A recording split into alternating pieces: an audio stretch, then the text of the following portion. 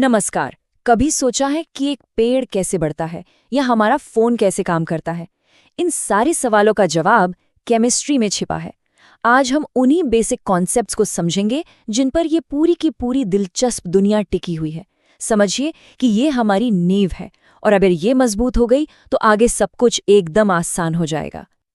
तो चलिए इसी सोच के साथ शुरू करते हैं। कितना खूबसूरत विचार है ना? रोल्ड हॉफमैन हमें याद दिला रहे हैं कि केमिस्ट्री सिर्फ कुछ एलिमेंट्स की लिस्ट रटना नहीं है, बल्कि ये तो एक तरह की क्रिएटिविटी है। ये देखने की कला है कि हम उन बिल्डिंग ब्लॉक्स से क्या क्या बना सकते हैं। ठीक है, तो अब सीधे मुद्दे पर आते हैं। हमारा पहला सेक्शन सबसे बुनियादी सवाल से शुरू होता है। आखिर ये केमिस्ट्री है क्या? असल में यह हमारे आसपास की दुनिया को उसके सबसे छोटे, सबसे बुनियादी लेवल पर समझने की कोशिश है। अगर बिल्कुल सीधी सरल भाषा में कहें तो केमिस्ट्री हर उस चीज की पढ़ाई है जिसका कोई वजन होता है और जो जगह घेरती है, यानी कि पदार्थ। ये समझने का विज्ञान है कि चीजें किस चीज से बनी हैं, वो कैसी दिखती हैं और वो कैसे बदल जाती हैं, जैसे लोहे में जंग लगना या दूध से दही बनना। और हाँ, ये समझना बहुत जरूरी है कि केमिस्ट्री सिर्फ लैब में होने वाला कोई विषय नहीं है। ये तो हमारी जिंदगी के हर हिस्से में है। कैंसर के इलाज में काम आने वाली दवाओं से लेकर हमारे फोन की स्क्रीन बनाने वाले मटेरियल तक और यहाँ तक कि पर्यावरण को बचाने वाले नए समाधानों तक, इन सब के दिल में केमिस्ट्री ही है।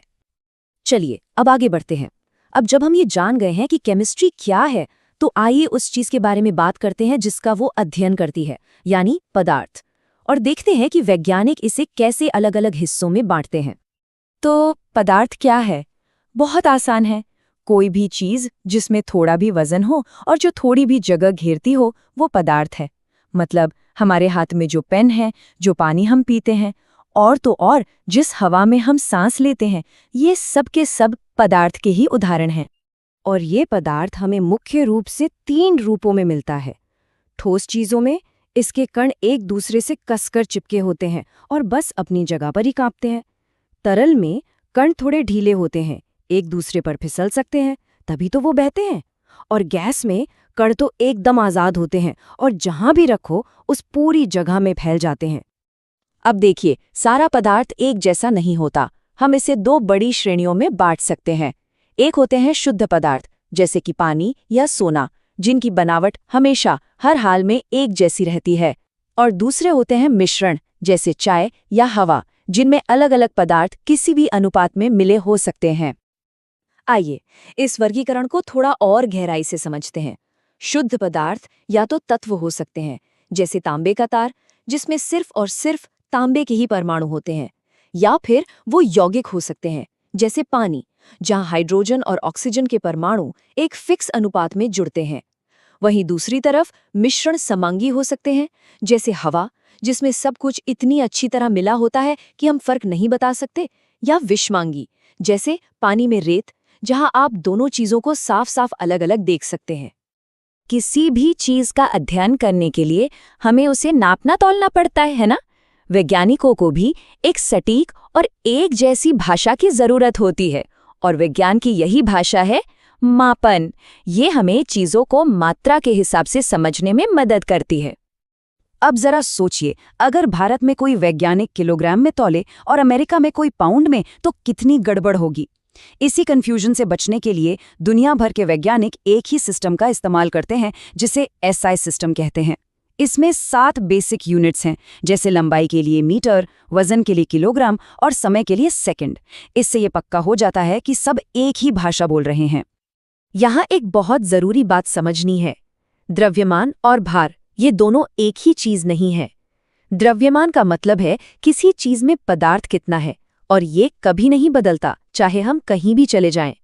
भार उस पदार्थ पर लगने वाला गुरुत्वाकर्षण का खिंचाव है। इसलिए चांद पर किसी का भार कम होगा, लेकिन उसका द्रव्यमान उतना ही रहेगा। जब हम कुछ नापते हैं तो 2 शब्द बहुत काम आते हैं। जरा बाईं ओर के टारगेट को देखिए। सारे तीर एक ही जगह लगे हैं, पर सेंटर में नहीं। ये है परिशुद्धता, मतलब हमारे माप एक जैसे हैं। अब दाईं ओर देखिए, तीर सेंटर के बहुत करीब है। ये है सटीकता, मतलब हमारा माप सही वैल्यू के पास है। एक अच्छे वैज्ञानिक का लक्ष्य हमेशा दोनों होता है, परिशुद्ध भी और सटीक भी। ठीक है, तो अब हमारे पास नापने तौलने की भाषा है। अब आइए उन मौलिक नियमों को देखते हैं जिन्हें वैज्ञानिकों ने बहुत ध्यान से किए गए प्रयोगों से खोजा था। यही नियम है जो आज की मॉडर्न केमिस्ट्री की नींव बने। ये वो नियम हैं जिन्होंने केमिस्ट्री को हमेशा के लिए बदल दिया। सबसे पहले लैवोजियर ने दिखाया कि किसी भी रासायनिक अभिक्रिया में कुछ भी गायब नहीं होता। जितना पदार्थ शुरू में था उतना ही बाद में भी रहता है। फिर प्राउस्ट ने साबित किया कि पानी चाहे कहीं का भी हो, हमेशा हाइड्रोजन और ऑक्सीजन के एक फिक्स अनुपात से ही बनेगा। डाल्टन ने पाया कि तत्व हमेशा सरल, पूरी संख्याओं के अनुपात में जुड़ते हैं। और फिर एवोगैड्रो ने गैसों के बारे में एक ऐसी खोज की जिसने परमाणुओं को गिनने का रास्ता खोल दिया। और अब हम आ गए हैं केमिस्ट्री की सबसे जरूरी गिनती की इकाई पर। ये एक ऐसा कॉन्सेप्ट है जो परमाणुओं की न दिखने वाली दुनिया को हमारी लैब की दुनिया से जोड़ता है, एक पुल की तरह। अब देखिए, परमाणु इतने छोटे होते हैं कि उन्हें ग्राम या किलोग्राम में तौलना तो नामुमकिन जैसा है। इसलिए वैज्ञानिकों ने एक खास यूनिट बनाई, एटॉमिक मास यूनिट या यू। उन्होंने कार्बन 12 को स्टैंडर्ड मान लिया और बाकी सभी परमाणुओं का वजन उसकी तुलना में तय किया। लेकिन इससे एक बहुत बड़ी समस्या खड़ी हो गई। हम लैब में 1 या 2 परमाणुओं के साथ तो काम कर नहीं सकते। तो सवाल ये है कि हम परमाणुओं की इस छोटी सी दुनिया को अपनी बड़ी, नापी तौली जा सकने वाली दुनिया से कैसे जोड़ें? इस सवाल का जवाब है मोल। मोल को आप एक केमिस्ट का दर्जन समझ सकते हैं। जैसे 1 दर्जन का मतलब हमेशा 12 होता है, चाहे वो केले हों या अंडे, वैसे ही 1 मोल का मतलब हमेशा कणों की एक खास संख्या होता है। बस फर्क इतना है कि ये संख्या बहुत बहुत ही ज्यादा बड़ी है। ये रही वो जादुई संख्या 6.022 गुणा 10 की घात 23। इसे एवोगाड्रो संख्या कहते हैं। ये इतनी बड़ी संख्या है कि अगर हमारे पास इतने दाने रेत के होते तो हम पूरी पृथ्वी को कई किलोमीटर मोटी परत से ढक सकते थे। किसी भी चीज का 1 मोल हमेशा इतने ही कणों से मिलकर बना होता है। और यहीं पर मोल का असली जादू सामने आता है।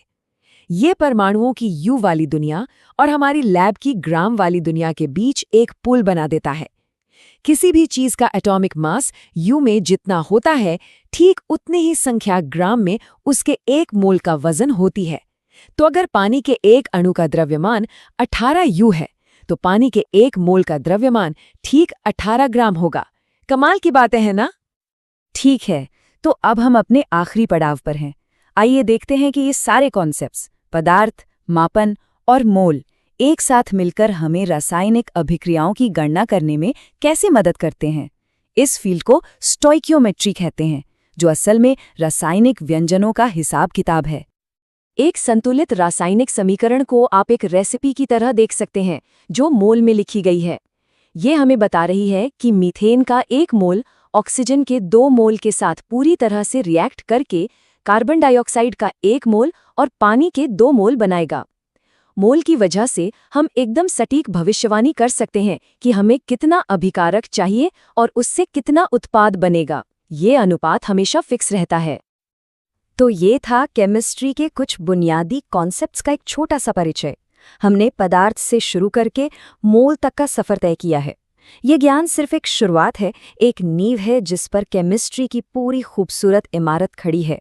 अब सवाल ये है कि आप इस नींव पर क्या बनाना चाहेंगे?